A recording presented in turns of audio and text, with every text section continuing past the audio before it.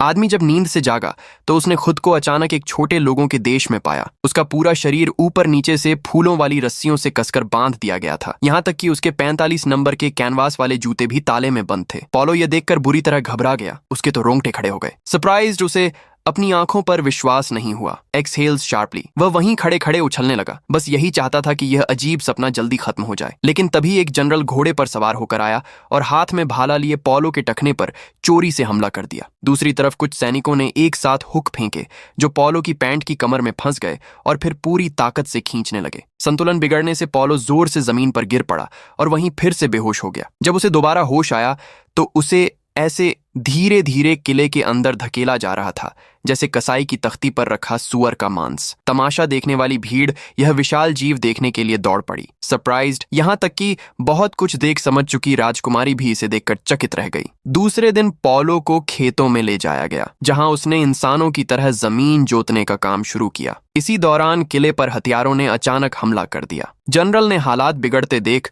तुरंत दिशा बदलने का आदेश दिया और पॉलो को नियंत्रित करके वापस किले में जाकर बचाव करने को कहा। इस तरह पॉलो अजीब सी लड़खड़ाती चाल चलते हुए तेजी से किले की ओर लौट आया। जनरल ने पॉलो को जमीन पर लेटने का आदेश दिया और खुद अकेले ही राजकुमारी को बचाने के लिए कूद पड़ा। अनॉयड, उसने साफ हुक्म दिया कि कोई भी उसकी मदद के लिए आगे न आए। लेकिन जनरल की डींगें पहले भी सुनी जा चुकी थीं, इसलिए कार्ल ने हिम्मत करके पॉलो के ताले खोल दिए और उससे राजकुमारी को बचाने की गुजारिश की। इसी नाजुक घड़ी में पॉलो सबसे पहले पहुंच गया। उसने आसानी से 2 हथियारों को पकड़कर एक ही घुमाव में उन्हें भोजन कक्ष में फेंक दिया। इस तरह राजकुमारी को हाथों में उठाकर आराम से बाहर ले जाया गया। जब बहादुर जनरल वहां पहुंचा तब तक लड़ाई खत्म हो चुकी थी। राजकुमारी ने पॉलो का जान बचाने के लिए दिल से धन्यवाद किया, लेकिन उस समय राजा अभी भी आग के समुद्र में फंसा हुआ था। पॉलो बिना कुछ कहे तुरंत मदद के लिए आगे बढ़ा। वह राजा को हाथ से छूने ही वाला था कि आग की लपटों से उसकी उंगलियां झुलस गईं। सब लोग समझ नहीं पा रहे थे कि अब क्या किया जाए। तभी समझदार कार्ल ने याद दिलाया